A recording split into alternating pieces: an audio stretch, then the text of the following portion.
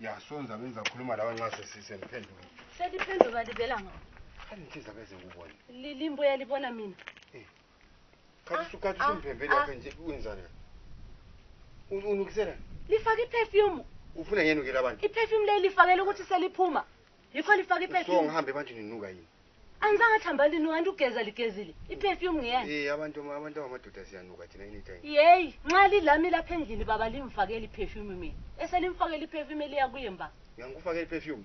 Mina limfakela iperfume lale geza kuphela soku right. Ngiyabe ngithwele nzima kodwa kangikhulumi. Seliphuma selifaka iperfume lifuna ukuthi liyechaza ba. So nyanuka. Hayi, anzange atsho njalo mina. Landi avela anzange atsho njalo lingafaka amazemlonyeni. Ukhuluma into engiyibonayo.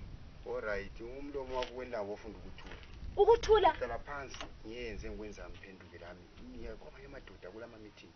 Kwakwazi ukubuya umuntu ohlonipheka lapha ezwe ukuthi inuka ikhwapha. Sengicishe umsebenzi. So ngicela ungene endlini.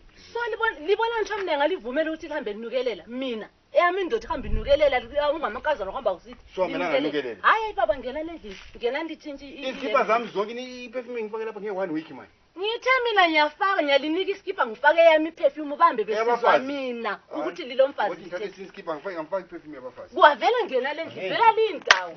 Ihamba linukelela iperfume uhamba linukelela labanye abafazi. Akula perfume elifakayo.